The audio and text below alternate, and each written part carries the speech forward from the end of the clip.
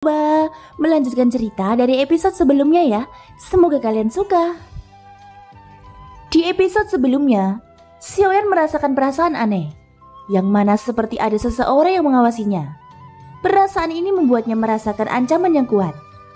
Setelah beberapa saat kemudian, Xiaoyan mengerutkan keningnya dan bergumam, "Sepertinya seseorang diam-diam mengintaiku," ucap Xiaoyan terus menatap langit di atasnya.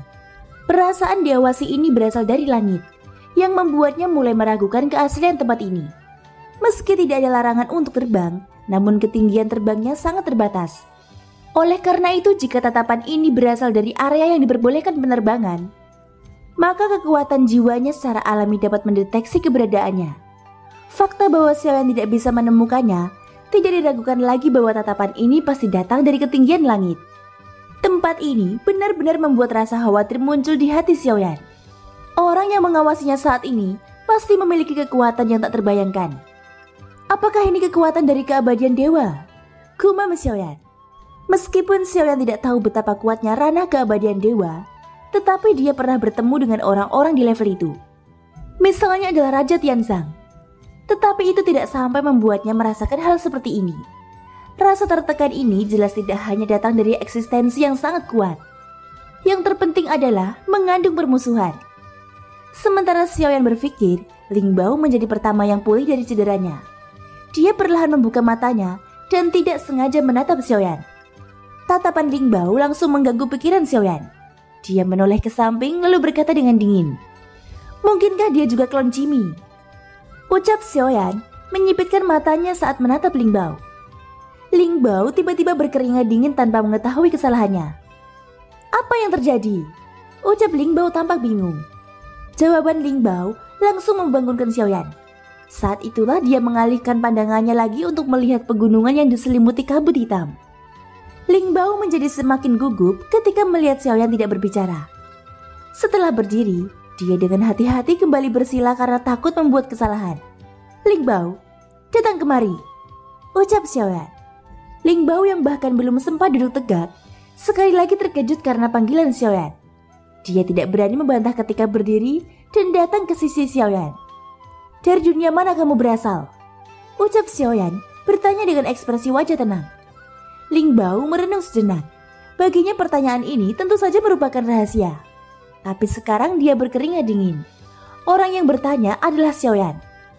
Selama periode di mana dia mengikuti Xiaoyan, dia tidak kekurangan hal-hal menakutkan yang ditunjukkan Xiaoyan.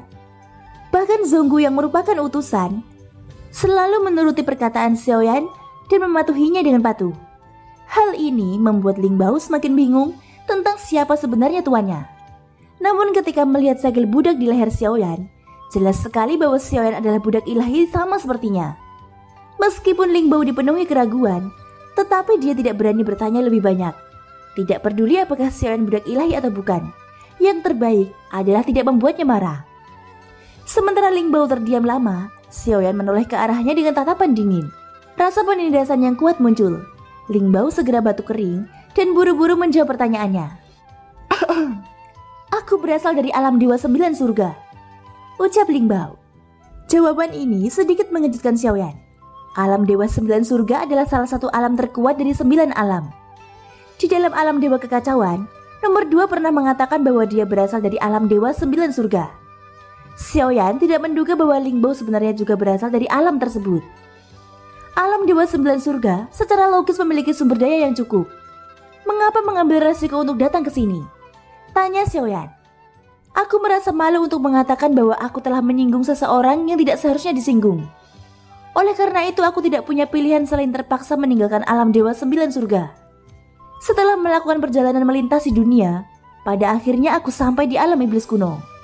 Hanya saja aku tidak menyangka bahwa setelah memasuki alam iblis kuno, nasibku sangat sial untuk menghadapi bencana tahanan ilahi," ucap Ling Bao berkata tanpa daya sambil tersenyum pahit. "Apakah kamu ingin kembali?" ucap Xiaoyan. "His, setelah aku keluar dari alam dewa 9 surga, pada dasarnya tidak mungkin untuk kembali. Perjalanan melintasi dunia sangat berbahaya. Terakhir kali aku cukup beruntung bisa bertahan hidup, dan itu tidak lebih dari kebetulan. Jadi aku tidak ingin mengalami bahaya kematian untuk kedua kalinya," ucap Ling Bao. Rasa sakit yang luar biasa karena melintasi alam masih teringat jelas di benaknya. Adapun Xiaoyan, dia datang ke alam iblis kuno melalui pohon dunia di pagoda emas. Jadi dia tidak tahu metode yang digunakan orang lain, serta tidak tahu bahaya apa yang mereka alami. Pada titik ini Xiaoyan tidak bertanya apa-apa lagi. Dia terdiam dan dengan tenang menatap pegunungan labirin yang dipenuhi kabut hitam di depannya. Melihat wajah santai Xiaoyan, Lingbao memberanikan diri untuk bertanya, "Saudaraku, ngomong-ngomong kamu sangat kuat. Apakah kamu juga kurang beruntung dan ditangkap menjadi budak ilahi?" "Ya, sama seperti kamu, memiliki nasib sial," ucap Xiaoyan. Jadi begitu, ilusi yang diatur alam iblis kuno untuk menangkap orang-orang dari dunia luar memang sangat kuat. Hampir sulit membedakan antara ilusi dan keaslian. Ilusi ini didasarkan pada ingatan, dan fantasi mereka dapat menampung banyak orang secara bersamaan. Justru karena itulah yang palsu dikacaukan dengan yang asli, sehingga sangat sulit untuk mencari petunjuk dan pada akhirnya dibangunkan setelah disegel menjadi budak ilahi, ucap Lingbao berkata dengan serius. Setelah memasuki ilusi, baik dia sendiri maupun teman-temannya tidak memiliki kelainan apapun. Ini karena pikiran mereka sama-sama memasuki satu kejadian pada satu waktu. Jadi sangat sulit untuk menemukan petunjuk. Siapa orang terkuat di alam Dewa 9 Surga? Ucap Xiaoyan mengabaikan apa yang dikatakan Lingbao. Dia tidak tertarik membahas tahanan ilahi dan melanjutkan pertanyaan tentang alam Dewa 9 Surga. Nomor 2 di alam Dewa Kekacauan pernah mengatakan bahwa dia berasal dari alam Dewa 9 Surga. Selain itu pada pertemuan terakhir dikatakan bahwa dia berkeliling dunia untuk memburu bayangan biru. Jadi identitasnya pasti tidak sederhana. Mendengar pertanyaan Xiaoyan, Lingbao berpikir sejenak sebelum menjawab. Orang terkuat di alam Dewa 9 Surga disebut Dewa Yang. Namun dia sudah lama mati dan keberadaannya hanya menjadi legenda.